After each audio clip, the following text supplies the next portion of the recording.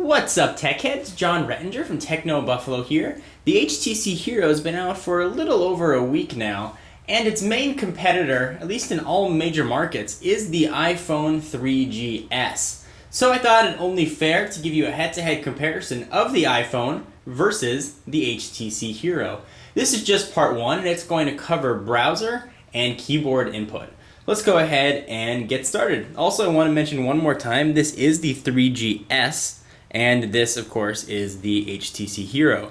That does not have US 3G bands. So these tests are going to be conducted on Wi-Fi using the same Wi-Fi network.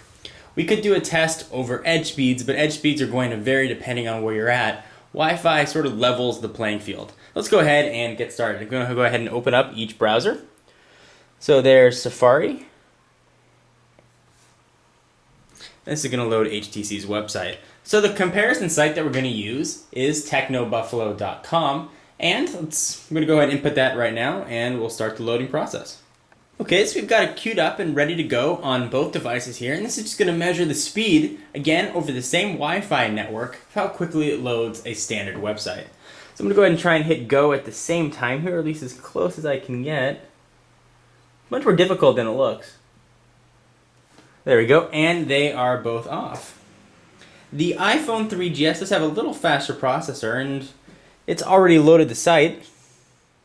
And the Hero just finished, so a little bit behind.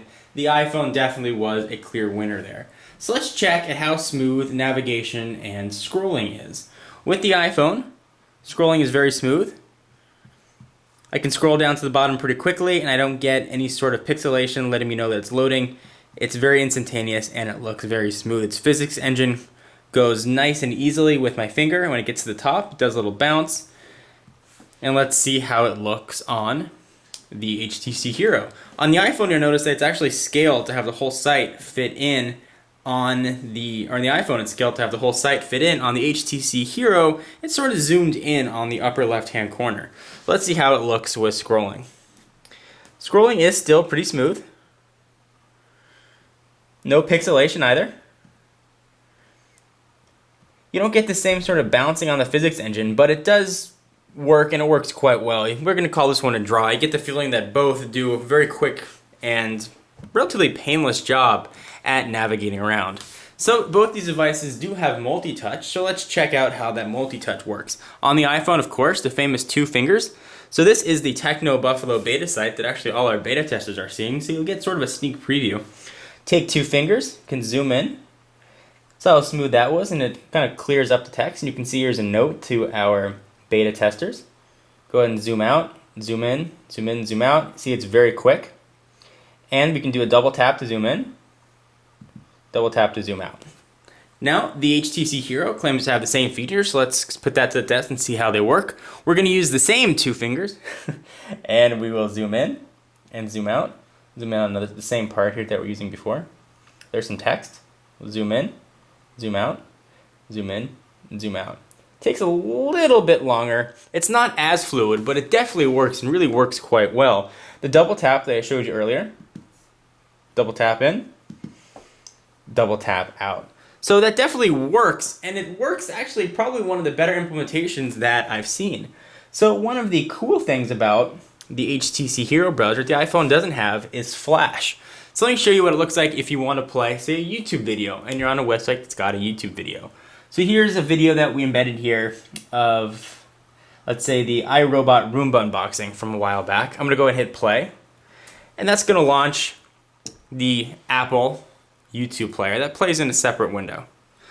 Gives it a second to load up, and it should start playing. There it goes.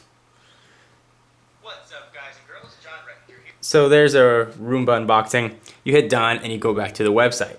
So this has Flash capability, so I should be able to just hit play, and I would assume that it would play right within this window. So we'll use that multi-touch feature and zoom in. And you get the same play button that you would get right on your main computer. Hit play. And it opens up a YouTube viewer just as it did on the iPhone, which is a little bit strange. I would expect it to play right in the window. Here's loading a video that Brandon did on Pocket Now. So go ahead and stop. We'll hit the back button, we'll go right back to the website. So that was interesting. One thing that I was quite excited about with having the flash capability is I thought, hey, maybe I could check out Hulu when I'm on my device. Well, Hulu does not work, but I'm going to show you that I'm actually going to load the Hulu webpage to do another speed comparison. Alright, so we've got Hulu.com queued up and ready to go on each.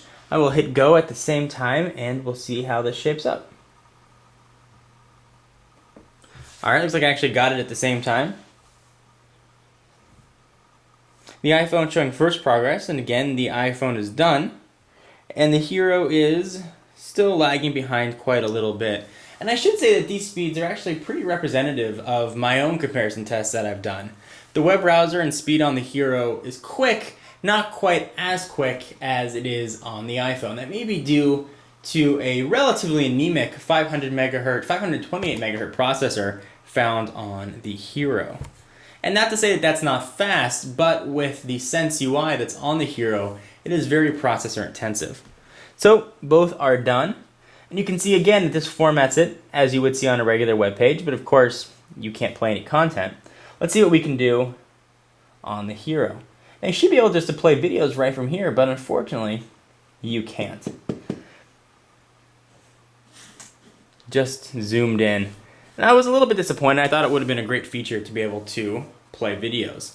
So you make your own comparisons. If I have to declare a winner of the browser wars here of the iPhone 3GS versus the Hero, I do have to give it to the iPhone. To give you full disclosure, I am an iPhone user, so perhaps I'm just more used to the iPhone, but the fluidity and the speed really make me tend and trend towards Apple's offering. That's not to say that the browser on the Hero is bad. It's actually very full-featured and quite robust, and I think you would be very happy with it. I equate it to if you go to a television store and you're looking at two TVs right next to each other, you might notice that one's a little bit brighter and the picture is a little bit crisper than the one next to it. But if you take the lesser of those TVs home and you put it up on your wall, it's going to look fantastic, and you'll never know and never remember how it compared to that one TV sitting next to it. So let's go ahead and move on to the next phase of our competition, the keyboards. So here are the two portrait keyboards found on the devices, certainly the iPhone people may be familiar with, and the keyboard that is found on the HTC Hero. This is not the keyboard that you find on other Android devices running the donut build like the G1 or even the MyTouch 3G. This is more of a TouchFlow-ish HTC keyboard. It might look familiar if you've used TouchFlow on any Windows mobile devices. It's spaced in between on the iPhone. It's not spaced on the HTC Hero. That's more of a preference. The iPhone does not offer haptic feedback, meaning a little bit of vibration when you touch a key, but it is on the HTC Hero. Actually, I think the haptic feedback is quite nice. So when you type, you put your finger over a letter, and you'll see that letter pops up on the iPhone. You do it on the HTC Hero, and you get that same option. It pops up, and I think it makes typing a lot easier to know what you're typing. Both keyboards are actually very forgiving. If you're sort of hitting in the middle, you generally get the key you're looking for. So I've actually been quite happy. So let's go ahead and do a speed test. And again, full disclosure, I am an iPhone user, so I'm probably more familiar with the keyboard on the iPhone. So I want you to know that beforehand before I get into do my own typing. Let's go ahead and type a message. Push that off to the side for a minute. We'll type, "Hi, I'm recording a video." And I'll try and do this as fast as I can.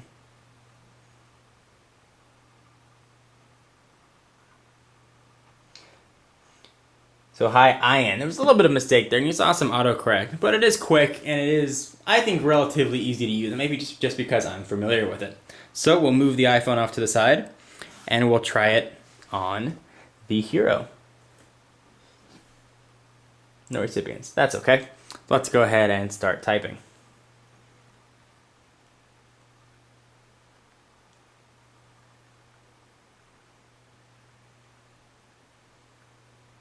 So, hi, I'm recording a video. They actually got it right. I think I massacred the spelling, but the autocorrect that you may have seen stepped up. So while we're talking about autocorrect, let me show you how that works on both devices. So let's say I am typing away on my iPhone, and I mean to spell the word every. So E-V, and I don't hit the E, I hit the W, R-Y. So there it goes. It tells me that I've got misspelled a word, and if I want to accept it, I just hit space, and it'll change it. And if I want to keep the misspelling, because maybe it's an abbreviation or something, I just tap that little X. And that's how it works on the iPhone.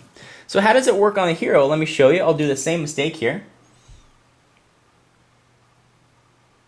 And you'll see that as I type, it starts to fill in the word. And if I want to just keep typing, I can, and it'll automatically autocorrect it.